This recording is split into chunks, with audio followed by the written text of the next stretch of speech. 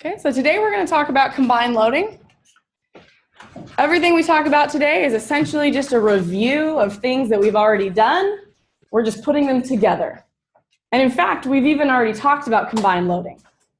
So this is a continuance of that topic. But when we talked about combined loading before, we hadn't yet covered all of the different loading scenarios. So we hadn't talked about bending of beams in terms of their bending stress and their shear stress.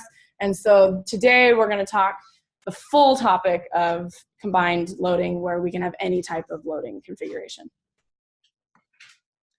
So just to review, the first step when you have a combined loading problem is that you cut your member at the location that you're interested in, and you need to determine your internal forces and your internal moments.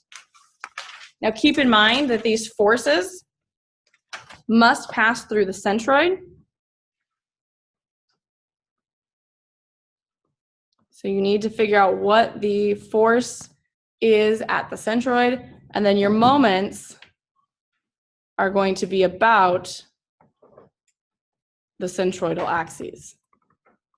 So you might be interested in a particular point, but you do not put your forces and moments about that point.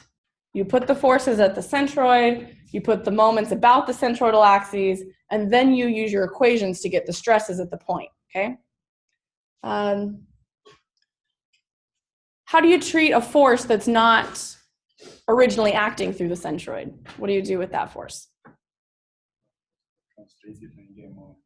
Exactly. You create an equivalent force system by translating that force to the centroid, and then you apply an equivalent moment that would, or you apply a moment that would give you the equivalent moment that the force had in its original location. So you need to figure out my original force gives me some moment about the centroidal axes. So if I move my force to the centroid, I now need to apply that moment separately. Very good. So once you've got your forces at the centroid and your moments about the centroidal axes, then you can determine your stress distribution for each of those different loads. So you might have a normal force to your surface, which will give you a normal stress. You also get normal stress from the bending moment. So we have the my, negative my over I, will give you a normal stress from your bending moment. And then if you have a thin-walled pressure vessel, that will also give you a normal stress. And so those may or may not be acting in the same direction. Any of those that are acting in the same direction will be superimposed to get your final stress at that point. You might have then shear forces and torsional moment, both of which are going to cause shear stress. If those are acting in the same direction on the plane, then you're going to superimpose them. If they're acting in orthogonal directions, they don't add together. You only add together force components that are in the same direction. Now, when we do this superposition, we have two assumptions that need to be true in order for these results to be valid. The first is that we need to have elastic behavior. Okay, so if we have, in particular, we're going to be dealing with linear elastic behavior. So if we have linear elastic behavior, then we can simply sum the effects of the different loads. The other very important assumption is small deformation. So this is the idea that none of these individual loads cause a large amount of deformation, because by creating a large amount of deformation, the other loads may now have a different effect. So for example, if you start with a beam that has, say, axial loads on the end and some transverse loads, if these transverse loads were to cause a large amount of deflection, now this axial compression is actually going to be creating additional moment because of this offset. But you're not taking that into consideration in this procedure.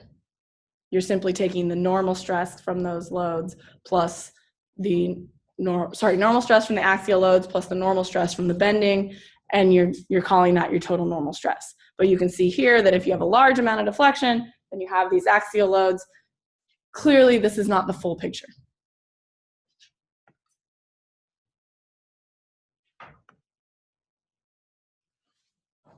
Okay, so breaking this down into more of a step-by-step procedure, you remember, you get your forces and your moments in your equivalent force system, where all of your forces are at the centroid, your moments are about the centroidal axes.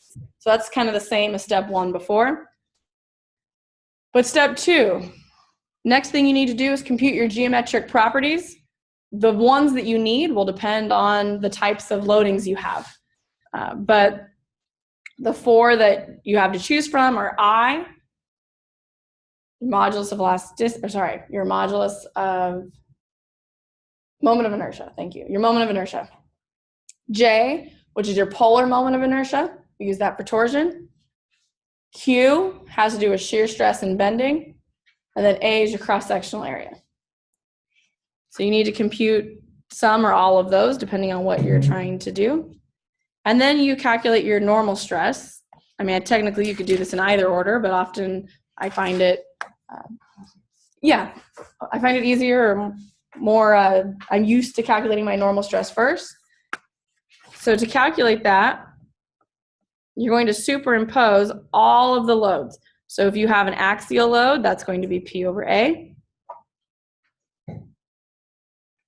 And then if you have bending,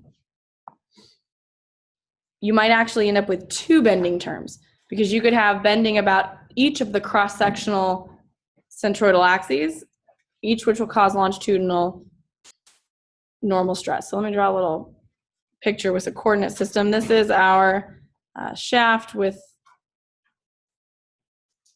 this coordinate system. We'll call this X, Y, and Z. And perhaps we have a load P.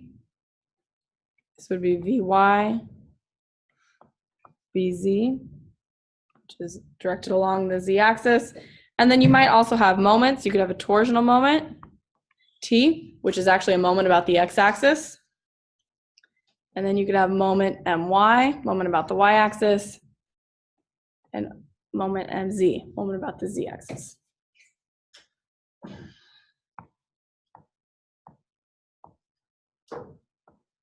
So we have that normal stress, P over A, and then we have the bending stress, the normal stress due to bending from both the moment about the Z-axis and the moment about the Y-axis.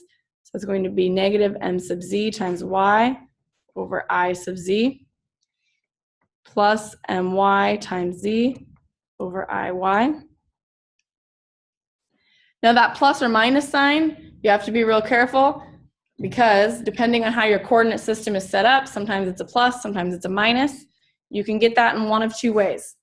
You can either go through that mental process where you say, I have a positive moment, and therefore in my positive Y or positive Z direction, I should have either tension or compression. Do I get that when I put in positive and positive? If I don't, I need a negative sign. Right? So if your positive direction is going to experience tension from a positive moment, you don't need a negative sign. But if it's supposed to experience compression, you need that negative sign. Can you explain it one more time? Yes.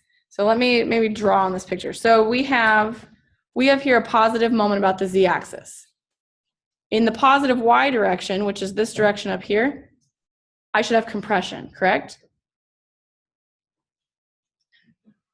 But if I have a positive moment times a positive direction, that gives me a positive stress. And I don't want that. I want a negative stress because I want compression, which means I have to add this negative sign here. Whereas in the other moment, I have positive My, and now I have positive Z over here. But positive Z should be in tension. Positive moment times positive direction gives me positive. I'm good. I don't need to add a negative sign. So that's one way of figuring out whether to have this positive or negative sign. The other way is you just always put a positive moment in your calculation. You always put a positive direction. And then at the end, you ask yourself, should this whole term be tension or compression? If it's supposed to be tension, I put a positive. If it's supposed to be compression, I put a negative. In the end, it's the same, but it's just one is more you figuring out the equation versus you figuring out the end result. So whatever's easier for you is fine. Does this apply to only Z or both Z and Y? Both directions. Okay. And then there's one more way we might end up with normal stress in this X direction, and that's if we say that this is actually a pressure vessel. So it looks like a shaft, but it's hollow, and we put some pressure in it. So in that case, we might end up with longitudinal stress. So then we get plus PR over 2T.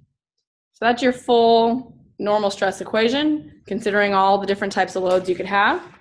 And then in the other direction, the theta direction, we only have the one effect from the hoop stress. For shear, you have two different shear directions.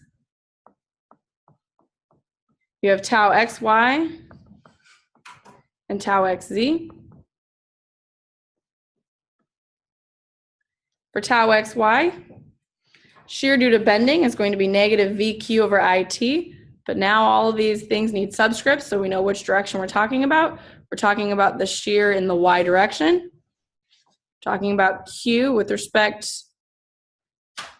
to some Y prime location. We're talking about I,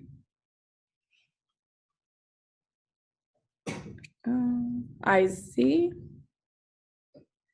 because this is the moment of inertia about the Z-axis. And then we have our thickness. You also have your torsion, which is T C over J. So that's your radius. I'm going to say plus or minus. Why do you think I'm saying plus or minus instead of just plus? It depends on what? Direction. We're close. Can someone explain it a little bit? You got the right idea. It depends on.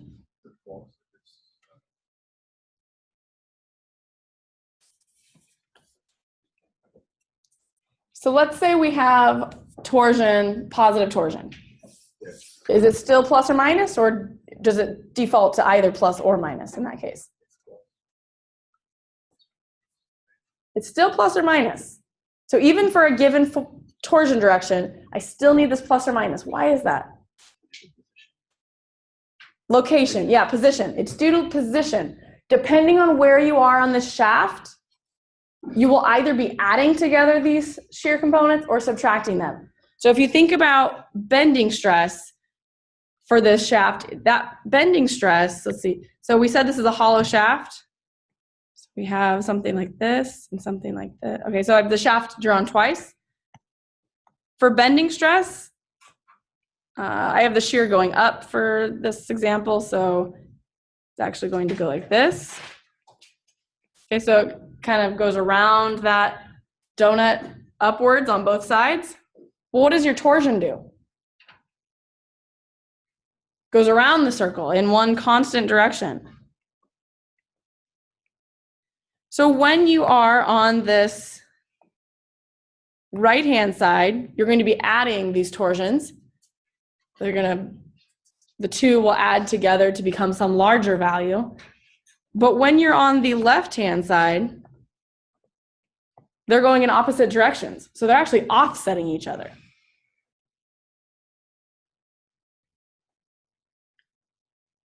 In this example, where do you think you're going to have your failure first? Probably the right side, where you're getting this additional shear. The two effects are adding together to give you more shear. So that's going to be weaker than, say, your left side. Only because of the directions we have these going. When you change one of the directions, say you change the torque to go the other direction, now it shifts to the left side. All right, perfect. So can you explain again why it's the left side? What's the left side? Why the left side was fail first? Oh, no, we said the right side. Right side, because the two are going in the same direction, therefore you're getting additional shear stress. Shear stress is often what governs failure if we're talking about our yield criteria. All right, so now we have the other direction. It's going to look very similar, just a couple different subscripts. So we have negative V, Z, so the shear in the Z direction. Q is with respect to some Z prime. Now at the I is about the Y axis, so IY, and then we have our thickness, plus or minus TC over J. And lastly, we have some thin-walled members. So for example, if you have, say, an I-beam,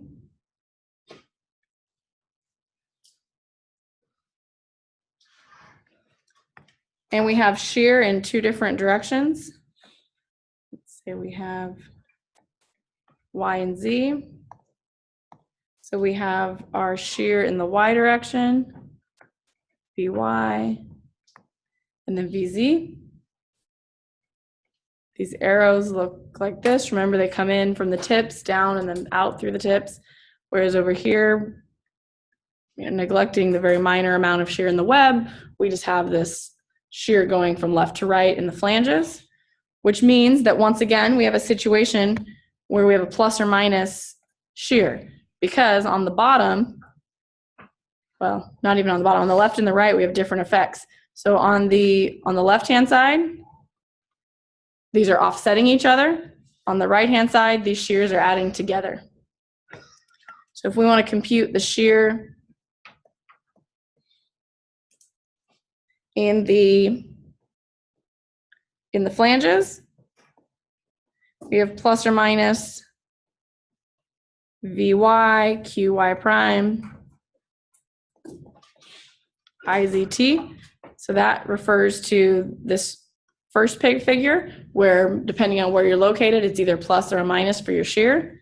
And then in the second figure, it's always going to be minus because it's moving towards the right, which is the negative defined direction. So VZ, Q, yep. There you go, IYT, perfect.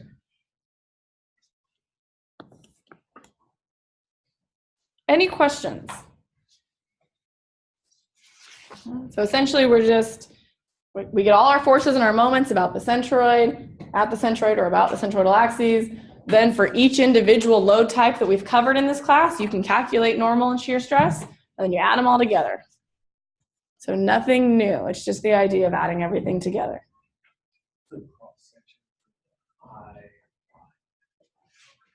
No, for the IC alone, right? You add both the flanges cross section too.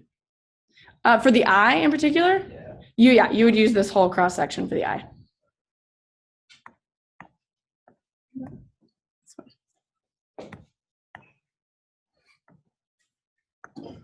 All right, then I will do a quick example. So a common type of combined loading that we see is an eccentrically loaded column.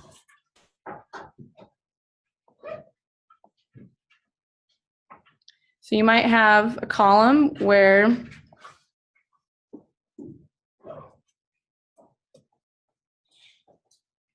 you have your centroid there in the middle, but your load is, instead of being applied at the middle, is applied over here on this side.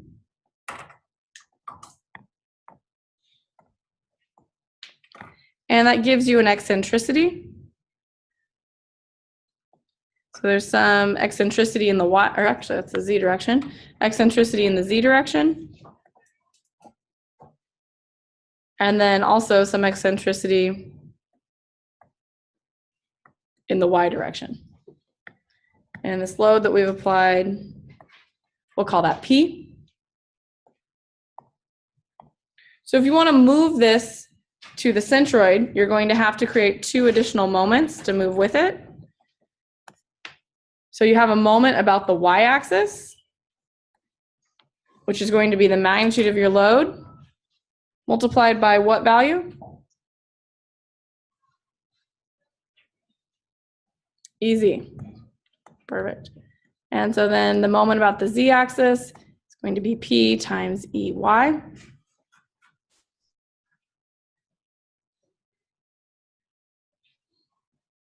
Let's see.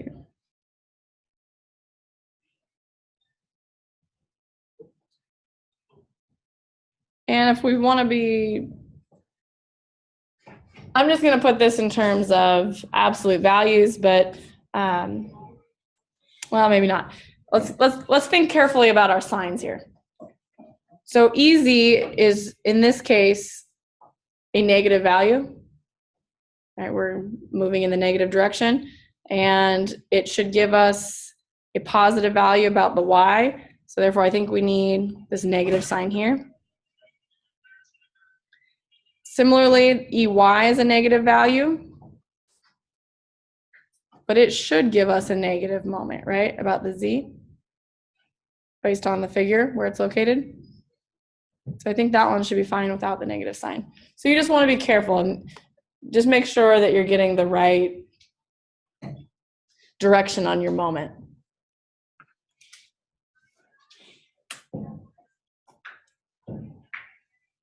So in this case,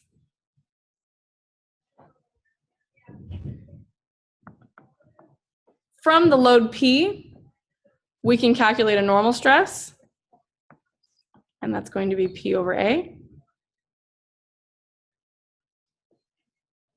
From the moment about the z-axis, we can also calculate a normal stress, and that should be negative mzy over iz. From my, we can calculate a normal stress, which should be myz over iy. So we have three different normal stresses, each caused by the different component of this loading. So our total normal stress is the sum of those, P over A minus mzy over iz plus myz over iy. And now this my is of course replaced by P times the eccentricity, and mz is replaced by P times the eccentricity.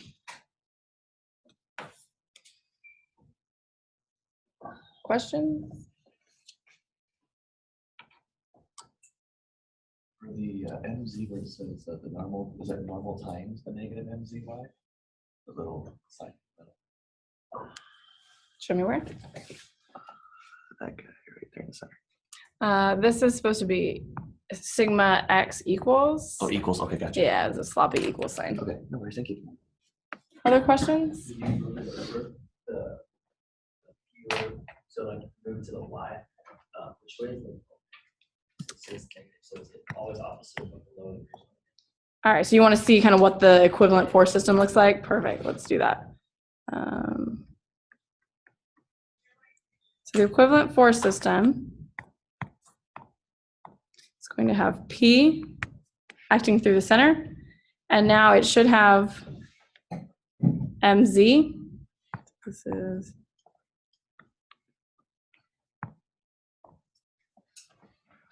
This is mz, so that should be a negative value. And then it should have my, which should be a positive value.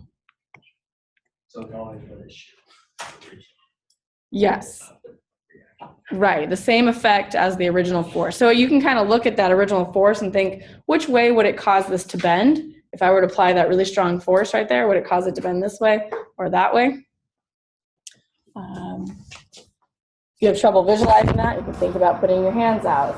You have these two hands, one here and one there, and someone puts a heavy weight in it, put it in this hand, and go that way. Put it in this hand, and go that way, right? So same thing with your force. Whichever way it would cause it to go, you need a moment to make it go that way. So if you want it, if the force would cause it to deflect to this right, your left, then you need a moment to make it go that way. All right, you think you can do this? Not yet? All right, well, we're going to do an in-class assignment right now, and you're going to give it a shot. So let me draw up here for you.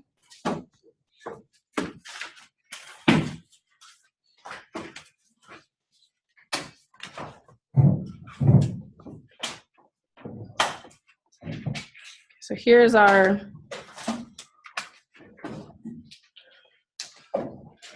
base. We have We're interested in a point that lies 10.5 inches below the top surface. We have loads applied at the top. One is at the centroid, and that's a 50 kip load. We have a 2 kip lateral load acting up here, coming off the center of the top. And then down below, we have a horizontal 6 kip load. And that 6 kip load is coming off of the center. So we have the center, and then it's coming off of that. It's down below by 2 inches.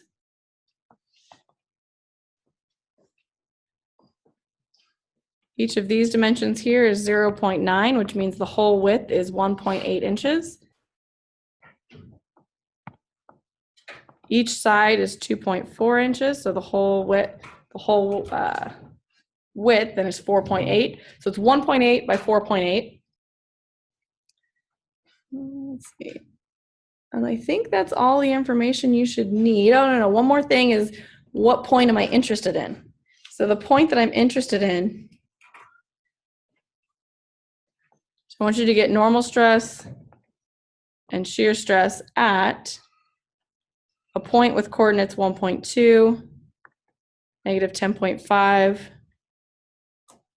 0.45. So that's your X, Y, and Z coordinates. Your coordinate system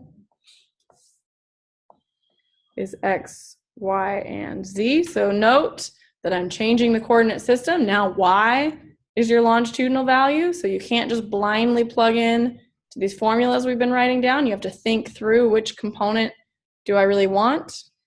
So that's your X, Y, Z system. And your 0, 0, 0, so your origin is up here at the top at the centroid of the cross section. So 1.2 in the X is along that purple line there on the top. Now 10.5 down means it's going to be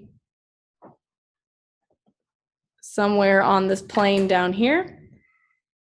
And then 0.45 positive Z is somewhere here. So essentially you're looking at this point, but down on that plane, down 10.5 inches. Okay. So what's your first step going to be? Move them all to the centroid of the plane that you're looking at. So you need to move them down to that plane that's down at negative 10.5. Forces at the centroid, moments about the centroidal axes. Once you have that, you can get your stress components for all the different loads. Then you can superimpose. If you have any questions, let me know. All right, so time is done. You may go if you'd like. On the board, I have the solution, and as you can see, the normal stress you should end up with is 1.953 KSI, so that's actually a tension. Even though the normal force applied is compressive, there's enough bending causing tension that it outweighs that axial load. And then your 2 shear stresses, you have a tau XY, and that gives you a 0.781 KSI shear stress. And then in the other direction, your tau ZY, you have 0.26 KSI.